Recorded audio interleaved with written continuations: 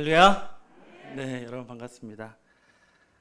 오늘도 아침에 이렇게 성전으로 달려 나오신 여러분들께 하나님께서 오늘도 여러분과 동행하고 계시다는 그 행복을 깨닫는 축복이 넘치길 원합니다.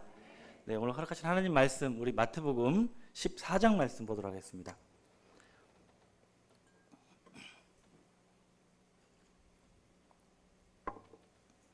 오늘 허락하신 하나님 말씀은 마태복음 14장 22절부터 33절까지 말씀입니다.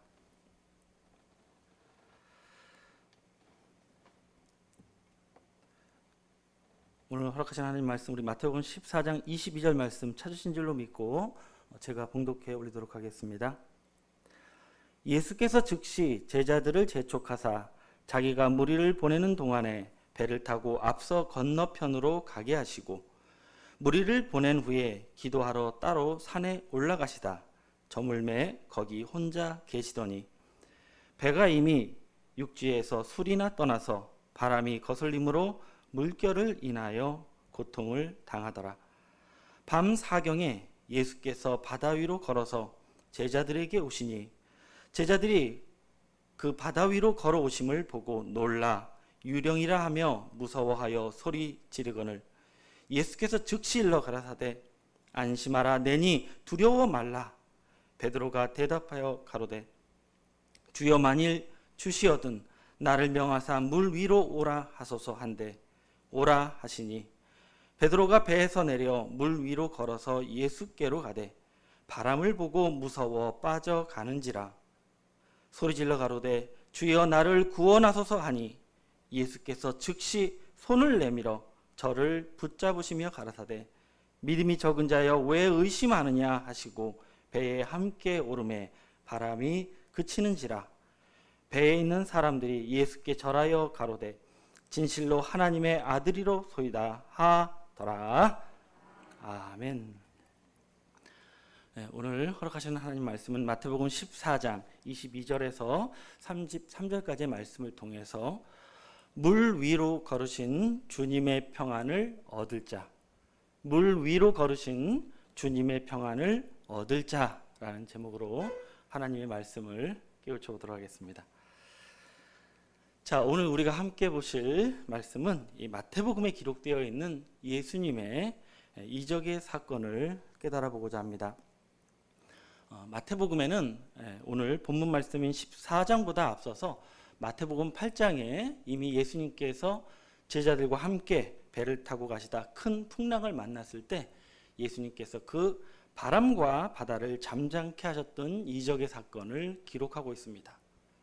이 사건에 이어서 오늘 본문 마태복음 14장에는 약 반년 정도 시간이 흐른 이후에 똑같은 이 갈릴리 호수에서 이적을 행하시는데 이번에는 단순히 풍랑을 잠잠하게 하시는 정도가 아니라 주님께서 직접 바다 위를 걸어오심으로 풍랑 가운데 고통받고 있던 제자들을 구원하신 이적의 사건을 기록하고 있습니다.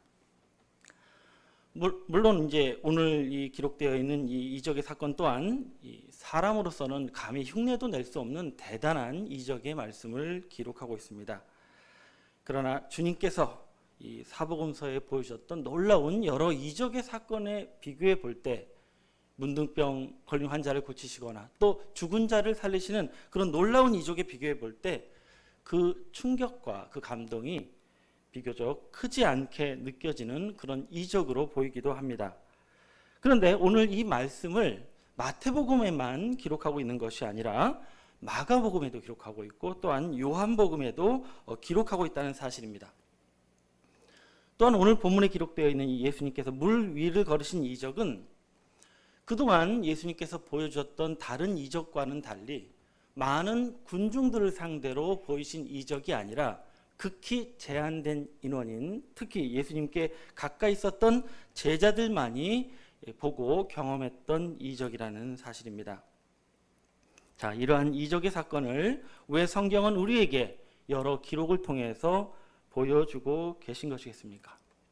그것은 오늘 본문에 기록되어 있는 이 이적의 사건이 단순히 예수님의 능력을 자랑하고자 기록된 말씀이 아니라 바로 주님을 믿는 우리에게 깨달음을 주고자 하시는 주님의 의도와 메시지가 담겨져 있는 표적의 사건이라는 사실을 알기를 원합니다.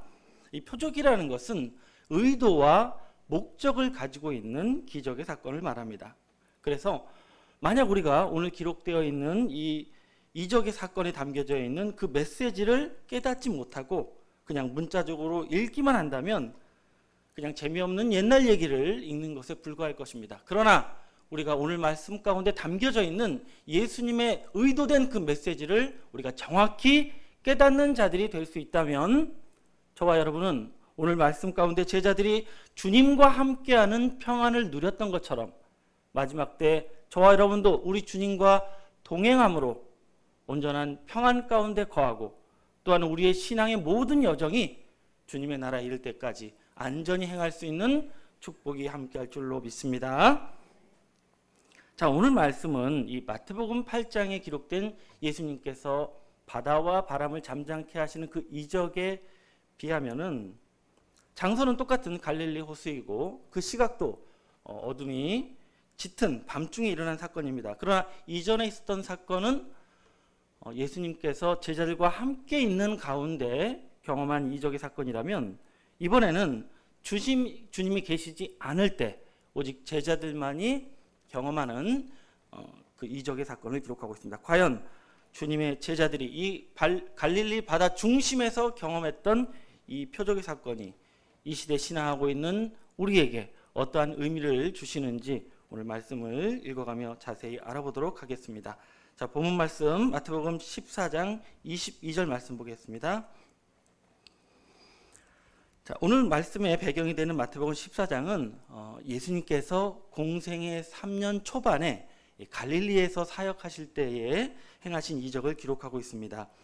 이때 어떤 이적이 있었느냐 하면 여러분 잘 아시는 예수님께서 보리떡 5개와 물고기 2마리로 5,000명을 먹이시는 오병이어의 이적을 일으키신 직후에 많은 자들이 예수님이 주신 떡으로 배가 부르자 이 떡을 얻고자 주님께 몰려들고 있었습니다.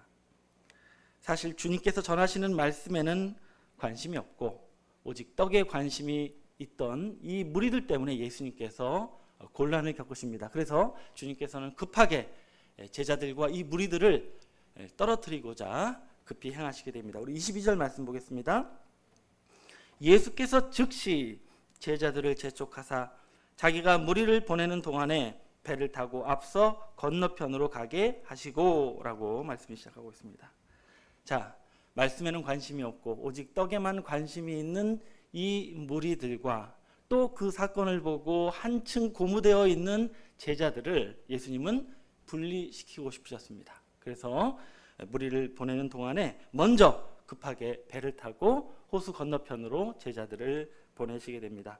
그래서 23절 말씀 이어서 보시면 무리를 보내신 후에 기도하러 따로 산에 올라가시다 저물매 거기 혼자 계시더니 라고 기록하고 있습니다. 주님께서는 그 떡을 원하던 무리들을 다 물려 보내신 이후에는 배를 타고 제자들을 따라가는 것이 아니라 반대편 산으로 가셔서 따로 혼자 기도를 하셨다고 기록하고 있습니다. 자, 그동안 그러면 주님의 제자들이 탄 배는 어떻게 됐느냐? 24절 말씀 보겠습니다. 배가 이미 육지에서 술이나 떠나서 바람이 거슬림으로 물결을 인하여 고난을 당하더라라고 기록하고 있습니다. 이 제자들이 탄 배가 주님이 계신 육지와 상당히 멀리 떨어지고 이 공동번역에 보시면은 이제 바다 중심에 머물렀을 때에는 하필 큰 바람이 불어서 제자들이 탄 배가 큰 물결로 인해서 고통을 당하고 있었다고 성경은 기록하고 있습니다. 여러분 오늘 본문 말씀에서 이 제자들이 탄 배가 큰 풍랑을 만나서 고초를 겪고 있는 이 모습은 마치 이 세상 가운데 여러 가지 어려움을 이겨가며 신앙하고 있는 우리의 모습을 잘 보여주기도 합니다만 특별히 말세를 살아가는 우리들에게 이 제자들이 바다 중심에서 고통을 당하는 이 모습이 더 큰 의미가 있는 것은 계시록의 모든 섭리가 이루어지는 마지막 때에는 반드시 주를 믿는 모든 성도들에게 고난과 환난의 시대가 올 것을 예정하고 있기 때문에 그렇습니다. 분명 주님의 명령대로 그 지시를 따라 바다를 건너가고 있음에도 불구하고 풍랑 속에서 고통을 받고 있던 이 제자들의 모습은 장차 계시록 때에 환란 시대를 맞이하게 될 우리의 모습을 비유적으로 보여주고 있다는 사실을 알기를 원합니다. 자, 그러면 마지막 때 우리가 어떠한 환란을 맞이하게 될 것을 성경은 예정하고 있는지 마태복음 24장 21절 말씀으로 확인해 보도록 하겠습니다.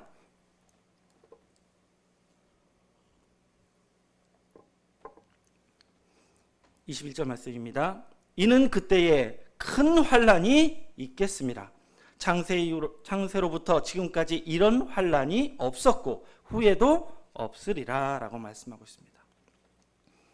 우리가 최근 3년 동안 이 코로나 때문에 한 번도 경험하지 못했던 여러 어려움을 겪었습니다. 그리고 아직도 일부 국가에서 전쟁을 벌이고 있는 바람에 하루하루 물가가 치솟는 여러 가지 어려움이 미치고 있는데요. 주님이 다시 오시는 세상 끝날에는 이런 환란과는 비교도 안 되는 전무후무한 환란의 시대가 올 것을 약속하고 있다고 주님은 말씀하고 계십니다. 그러면 그 전무후무한 환란 때 누가 구원을 얻느냐? 22절 말씀에서 보겠습니다. 그 날들을 감하지 아니할 것이면 모든 육체가 구원을 얻지 못할 것이나 그러나 택하신 자들을 위하여 그 날들을 뭐 하시리라? 감하시리라 라고 말씀하고 있습니다. 결국 마지막 때에는 오직 하나님께서 택하신 자들만이 그 날들을 감해 주심으로 그 육체가 구원을 받게 되는데, 그것은 마치 오늘 본문 말씀에서 주님께서 찾아와 주셔서 주님과 함께 배에 오름으로 제자들이 구원을 얻은 것처럼 마지막 심판의 풍랑의 때에 그 풍랑 가운데서 빼내심을 받은 자들만이 그 육체가 구원을 받는 구원의 은혜를 받게 될 것을 성경은 미리 보여주고 계신 줄로 믿습니다. 그럼 마지막 때 왜 하나님의 백성들이 이 세상 바다 중심에서 고난을 받을 수밖에 없는가? 누가 이 환란을 일으키는지 우리 계시록 17장 1절 말씀으로 확인해 보도록 하겠습니다. 계시록 17장 1절입니다. 또 7대접을 가진 7천사 중 하나가 와서 내게 말하여 가로되 이리 오라, 많은 물 위에 앉은 큰 음녀에 받을 심판을 네게 보이리라 라고 말씀하고 있습니다. 여러분, 계시록에 보시면 최후의 심판으로 7대접의 심판을 예정하고 있습니다. 근데 이 심판을 누가 받나 봤더니 큰 음녀가 그 심판의 대상이라고 말씀하고 있습니다.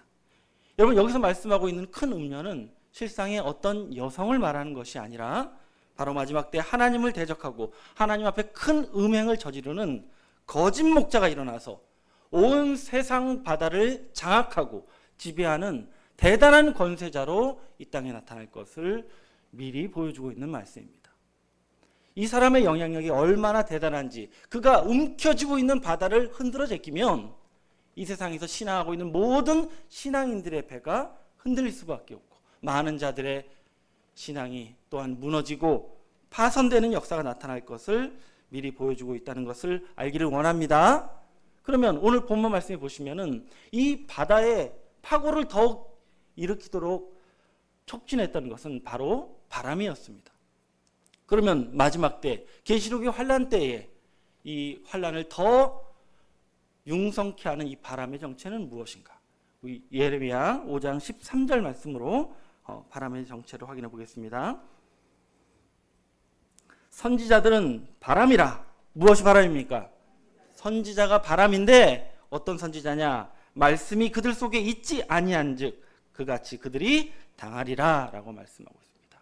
바로 마지막 때에 이 말씀이 없는 거짓 선지자들이 일어나서 이 음료에 해당되는 거짓 목자와 함께 이 세상을 오염시키고 많은 풍랑을 야기시킴으로 말미암아 많은 하나님의 백성들의 신앙이 파괴되고 무너질 것을 성경은 미리 보여주고 계신 것입니다.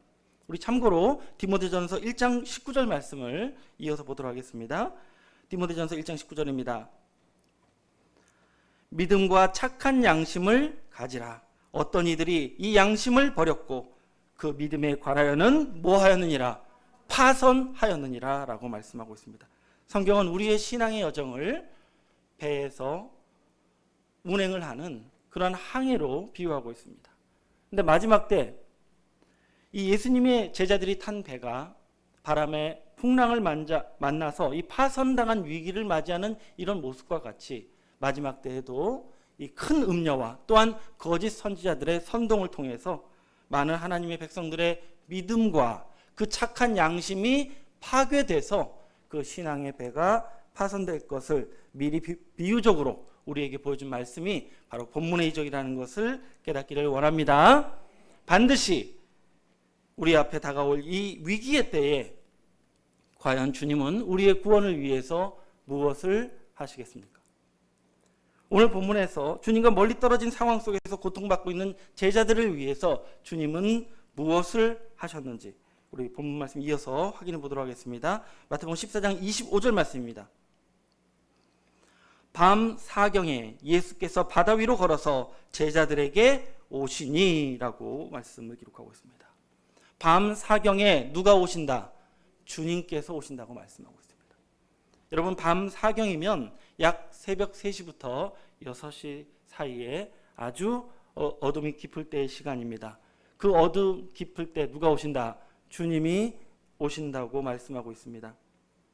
바로 하나님의 백성들이 고난받게 되는 그 시각은 영적인 밤 사경, 가장 어둠이 깊을 때, 가장 하나님의 구원과 동떨어진 신앙을 하고 있는 마치 이 시대와 같은 이때에 우리 주님께서 우리를 구원하고자 오실 것을 성경은 약속하고 계신 줄로 믿습니다.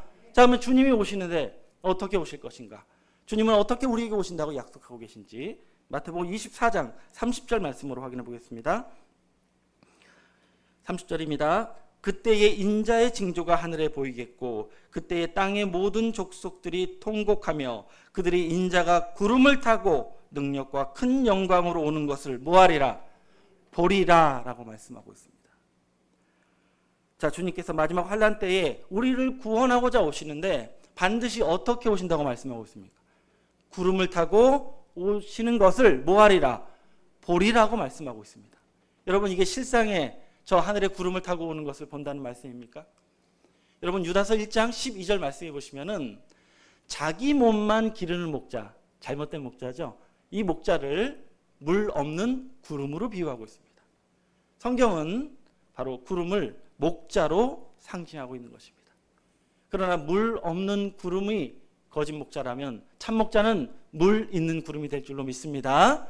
결국 주님께서 다시 오실 때 구름을 타고 오신다는 것은 바로 물 있는 구름, 말씀을 가진 참 목자를 통해서 우리에게 오실 것을 약속하고 계신 줄로 믿습니다. 그러면 어떻게 오시는 것입니까? 바로 진리의 말씀을 가진 참 목자를 통해서 우리에게 오실 것을 비유로 말씀하신 것입니다. 또한 어떻게 오신다고 말씀하고 있습니까? 물 위를 뭐해서? 걸어서 오신다고 말씀하고 있습니다. 여러분, 앞서 말씀드린 대로 계시록 17장에 나와 있는 많은 물, 이 바다는 바로 세상을 상징하고 있습니다. 그래서 물 위를 걸어오신다는 것은 바로 이 세상의 영향을 받지 않는, 이 세상을 초월한 주님의 영역에서 바람과 바다의 영향을 받지 않는 완전한 평안을 가지고 우리에게 말씀으로 오실 것을 성경은 비유적으로 보여주고 계신 줄로 믿습니다. 자, 그러면 참목자가 이제 말씀을 가지고 우리에게 오시면 이 땅의 제자들은 어떤 반응을 보일 것을 성경은 기록하고 있는지 우리 26절 말씀 이어서 보겠습니다. 26절입니다. 제자들이 그 바다 위로 걸어오심을 보고 놀라 유령이라 하여 무서워하여 소리를 지르거늘이라고 말씀하고 있습니다. 어떻습니까? 많은 믿는 자들이 주님이 오시는 것을 알아봅니까? 알아보지 못하고 도리어 유령이라, 우리를 해치는 자라 오해하게 될 것을 성경은 말씀하고 있는 것입니다. 마지막 때 말씀을 들고 나오시는 참목자를 볼 때에 환영하고 환대하는 것이 아니라 도리어 거부하고 오해하는 가운데 오시는 역사가 나타나는데, 그러나 주님은 즉시 당신께서 오신 것을 우리에게 어필하십니다. 우리 27절 말씀에서 보겠습니다. 예수께서 즉시 일러 가라사대 안심하라 내니 뭐하지 말라? 여러분, 오늘 본문에는요 특별히 사복음서 어디에도 없는 예수께서 즉시라는 표현이 있습니다. 주님께서 즉각적으로 행동하시는 역사가 3번이 나옵니다. 앞서 그 세속의 사람들과 제자들을 분리시키기 위해서 즉시 행동하셨고, 또 두 번째로 지금 주님을 오해하고 있는 백성들을 위해서 주님께서 즉시 내니 뭐하라? 안심하라. 당신의 음성을 들려주고 있다는 것을 알기를 원합니다. 여러분, 주님께서는 당신의 음성을 통해서, 바로 말씀을 통해서 오직 당신이 우리에게 오신 것을 알아보기를 원하고 계시다는 것을 알기를 원합니다. 그러나 제자들은 알아보지 못했습니다. 그러나 다 그런 것은 아니고 오직 한 제자가 주님을 응대하게 됩니다. 그 제자가 누구냐? 바로 베드로입니다. 우리 28절 말씀 보겠습니다. 베드로가 대답하여 가로되 주여 만일 주시어든 나를 명하사 물 위로 오라 하소서라고 말하고 있습니다. 베드로는 주님의 음성을 듣고서 주님을 배척하지 않고 주님께 응대했습니다. 그러나 완전히 믿은 것은 아니고 조건부로 주님을 믿겠다고 했습니다. 뭐라고 제안했느냐? 만약 당신이 주님이시라면 나로 물 위로 걸어오게 하시고, 주님이 아니시라면 나로 물 위로 오라 하지 못할 것이라고 말한 것입니다.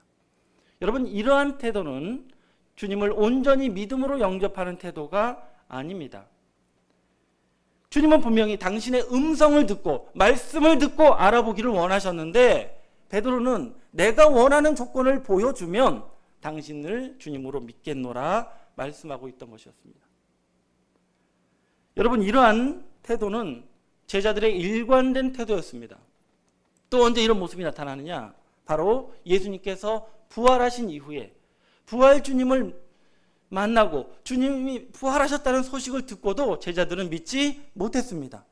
도마는 내가 주님의 손에 있는 못자국, 옆구리에 창자국 보기 전에는 믿지 않겠노라 라고 말했을 때 주님은 이렇게까지 말씀하십니다. 우리 요한복음 20장 27절 말씀 보겠습니다.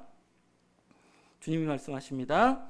도마에게 이르되 네 손가락을 이리 내밀어 내 손을 보고 네 손을 내밀어 내 옆구리에 넣어보라.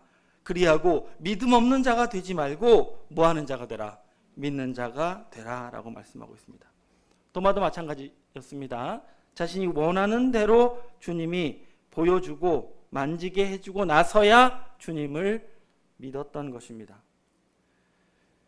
주님을 영접하는 올바른 믿음의 태도가 아니었습니다. 그래서 주님은 이렇게 책망하십니다. 우리 29절 말씀에서 보겠습니다. 요한복음 20장 29절입니다.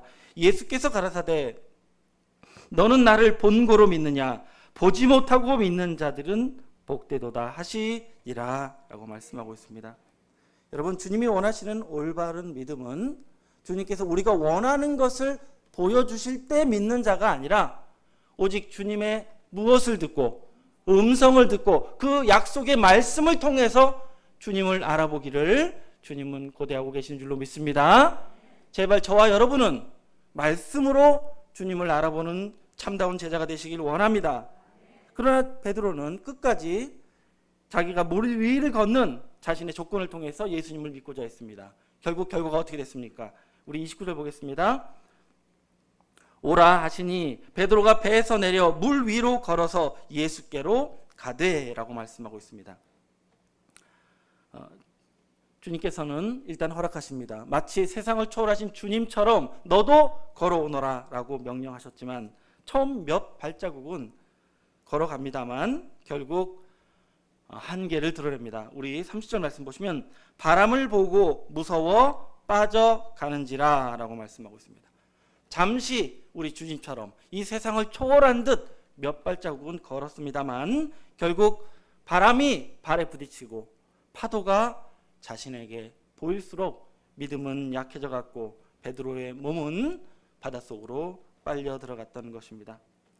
여러분, 이 세상 물 위를 평안하게 걸을 수 있는 분은 오직 누구뿐입니까?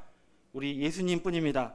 하나님 아들로서 모든 것을 이기시고 이 세상의 모든 것을 초월하실 수 있는 그 평안 안에, 하나님의 평안 안에 거하실 수 있는 분은 바로 예수님뿐입니다. 물론 우리도 예수님처럼 이 세상을 이기고 초월해서 세상 위를 걸어갈 수 있는 자가 되면 얼마나 좋겠습니까? 그러나 우리들은, 베드로는 우리나 마찬가지로 결국 눈에 보이는 것을 가지고 그 가능성을 따져가면서 믿을 수밖에 없는 자들이기 때문에 이 실현 가능성이 희박해질수록 믿음은 약해져 가고 바람은 거세질수록 주변의 소리가 더 크게 들릴수록 우리는 파도에 휩쓸릴 수밖에 없다는 사실을 알기를 원합니다. 결국 누가 도와주셔야 되겠습니까? 누가 도와주셔야 됩니까? 오직 주님만이 도와주셔야 우리가 물 위로 올라올 수 있다는 사실을 알기를 원합니다. 자, 베드로가 물 위로 올라오는 장면을 보겠습니다. 우리 30절 하반절입니다. 소리질러 가로되 주여 나를 구원하소서 하니 라고 기록하고 있습니다. 베드로가 이거 하나는 잘했습니다. 즉시 누구에게 매달렸어요? 주님께 간절하게 매달렸습니다. 31절입니다. 예수께서 즉시 손을 내밀어 저를 붙잡으시며 가라사대 믿음이 적은 자여 왜 의심하느냐 하시고 배에 함께 오름에 바람이 그치는지라 라고 말씀하고 있습니다. 결국 마지막 때 우리가 구원을 얻을 수 있는 길은, 우리가 물 위로 안전하게 올라올 수 있는 길은 바로 주님께서 손을 내밀어 주셨을 때 그 손을 붙잡는 일밖에 없다는 것을 깨닫기를 원합니다. 여러분, 베드로가 예수님의 손을 붙잡고 일어섰을 때 어떻게 되었습니까? 주님과 함께 평안히 물 위를 걸을 수 있었고, 주님의 손을 잡고 배 위에 올랐을 때는 이 세상 바다가 잠잠해지고 바람도 그치게 되었다는 사실을 알기를 원합니다. 무엇을 할 수 있습니까? 마지막 때도 마찬가지입니다. 저와 여러분이 온전한 구원에 이르는 길은 누구의 손을 잡는 것? 예, 주님의 손을 붙잡는 길밖에 없다는 것을 알기를 원합니다. 그러면 마지막 때 우리를 구원하시기 위해서 우리를 붙잡아 주시는 주님의 손의 역사는 무엇이 되겠습니까? 우리가 먼저 주님의 손이 나타나시는 역사를 알기에 앞서서 먼저 주님 시대에 나타났던 하나님의 팔의 역사, 하나님의 손이 나타나신 역사부터 확인해 보도록 하겠습니다. 우리 요한복음 12장 37절 말씀 보겠습니다.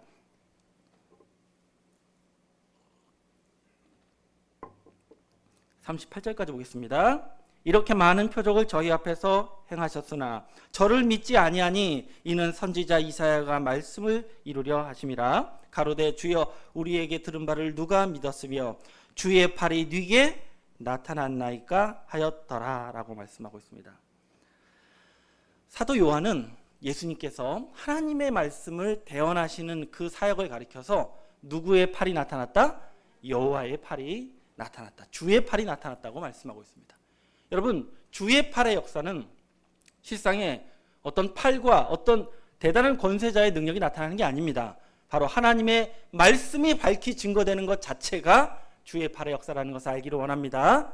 그러면 마지막 때 우리를 붙잡아 주시는 주님의 손의 역사는 어떻게 이루어질 수 있겠습니까?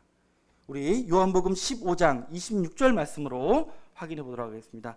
자, 주님의 손의 역사가 누구를 통해서 나타날 것인지 확인해 보겠습니다. 26절입니다. 내가 아버지께로서 너희에게 보낼 보혜사 곧 아버지께로서 나오시는 진리의 성령이 오실 때에 그가 나를 뭐 하실 것이요? 증거하실 것이요 라고 말씀하고 있습니다. 여러분, 앞서 말씀을 통해서 예수님께서 하나님의 말씀을 증거할 때 누구의 팔이 나타났어요?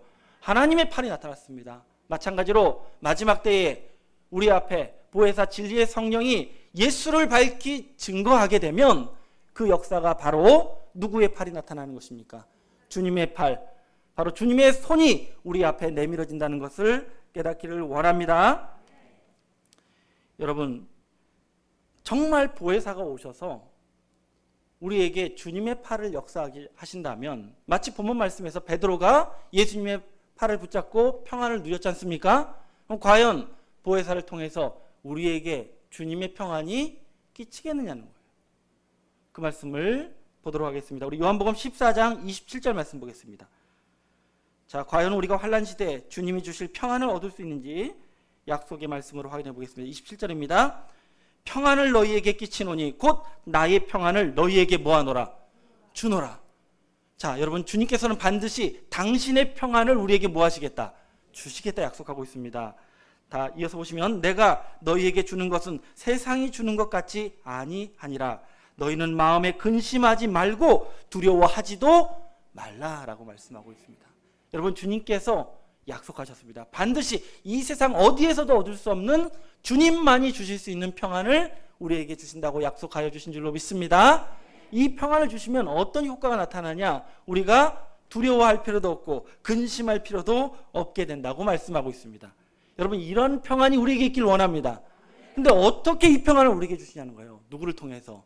우리 앞절 말씀을 보겠습니다. 우리 요한복음 14장 26절 말씀 보겠습니다.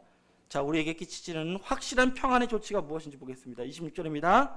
다 같이 읽겠습니다. 시작. 보혜사 곧 아버지께서 내 이름으로 보내실 성령 그가 너희에게 모든 것을 가르치고 내가 너희에게 말한 모든 것을 생각나게 하시리라. 약속하신 줄로 믿습니다. 결국 마지막 때 보혜사 진리의 성령을 우리에게 보내주시면 우리가 주님이 말씀하신 모든 것을 뭐하게 돼요? 생각하게 되고 모든 것을 알게 되므로 이 마지막 때 우리를 어떻게 지켜주시고 우리를 어떻게 구원하실지를 우리가 다 깨달아 버림으로써 스스로 주님의 평안에 거하는 자로 만들어주신다고 약속하여 주신 줄로 믿습니다.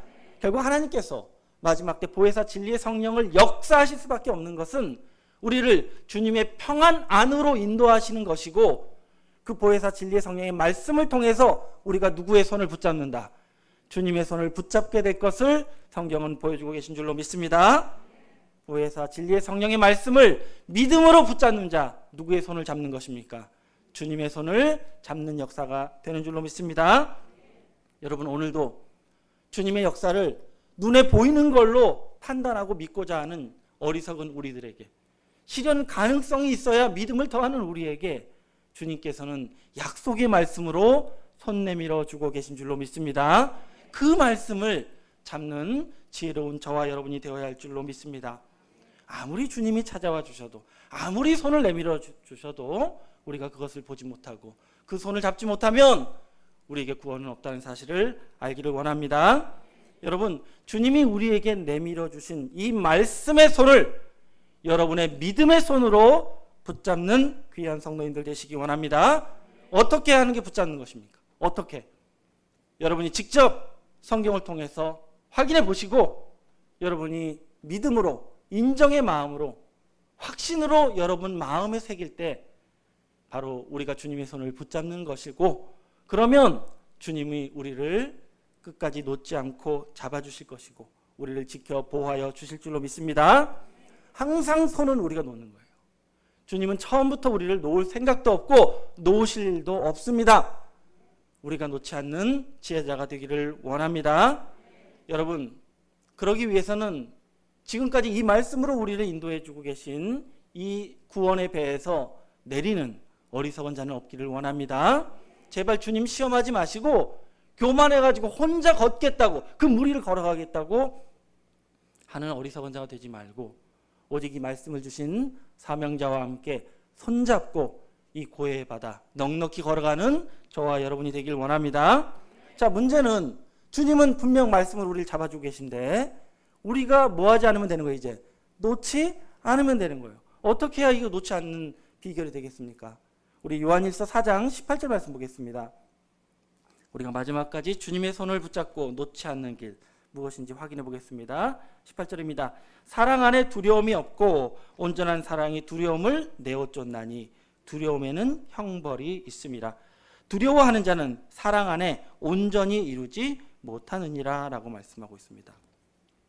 한마디로 온전한 사랑이 우리가 두려움 없는 평안을 얻게 된다고 말씀하고 있습니다. 결국 무엇을 말씀하고 있는 거냐면 여러분 저와 여러분이 이치적으로 이 말씀을 이해하고 단순히 인정하는 차원을 넘어서 우리가 이 말씀을 사랑하는 자가 되길 원합니다. 이 말씀을 사랑하면요 이게 온전한 사랑이 되어서 결국 주님의 평안으로 여러분을 안전하게 지키시고 구원으로 인도하시고 모든 두려움에서 해방시켜 주실 것을 약속으로 보여주고 계신 줄로 믿습니다. 머릿속으로는 알겠는데 사랑은 못하겠다 이러면 바람 불면 넘어지고요 결국 스스로 두려움에 빠지고 두려움에는 형벌이 있다고 경고하고 계신 줄로 믿습니다. 여러분 이 자리에 계신 여러분들은 이미 주님이 손 내밀어 주신 그 손을 붙잡고 계신 분들입니다. 어떤 바람이 불고 어떤 비방이 있다 할지라도 여러분 스스로 이 말씀을 놓는 일은 없기를 원합니다. 주님의 평안 가운데 끝까지 머무를 수 있는 자 우리 누구인지 마지막으로 계시록 17장 14절 말씀 보겠습니다. 계시록 17장 14절입니다. 저희가 어린 양으로 더불어 싸우려니와 어린 양은 만주해 주시오 만왕의 왕이심으로 저희를 이기실 터이요 또 그와 함께 있는 자들 곧 부르심을 입고 빼내심을 얻고 진실한 자들은 뭐하리로다. 장차 예정된 짐승의 시대, 대단한 환란, 전무후무한 환란의 시대가 올 것을 말씀하고 있습니다. 그러나 이 시대에도 평안을 누리는 자가 있습니다. 누구입니까? 누구와 함께 있는 자? 주님과 함께 손잡고 있는 자들, 곧 빼내심을 받고 부르심을 입은 자들은 뭐하리로다? 이긴다고 말씀하고 있습니다. 이긴다는 게 무슨 얘기예요? 결국 평안은 그들의 것이 될 줄로 믿습니다. 진실한 자들은 이기리로다. 이 약속의 말씀 앞에 진실한 여러분 되시기 원합니다. 하나님은 솔직하게 다 내놓으셨는데 우리는 감추고 있고 내가 믿고 싶은 대로 믿는다. 이것은 진실한 모습이 아닙니다. 여러분 오늘 우리 이 신앙만큼은 정말 진실하길 원합니다. 진실한 말씀 앞에 우리도 진실하면 무하리로다. 이기리로다. 반드시 주님의 손을 잡고 모든 환난 가운데서도 평안을 누리는 그 축복이 바로 주님의 손을 붙잡고 있는 보혜사 진리의 성령의 말씀을 깨닫고 있는 저와 여러분의 평안이 될 것을 성경은 약속하고 계신 줄로 믿습니다. 이 평안의 끝까지 거하심으로 그리스도의 나라까지 당당하게 걸어가시는 저와 여러분이 되시길 예수님의 이름으로 축원을 드립니다. 감사합니다. 말씀 마치겠습니다.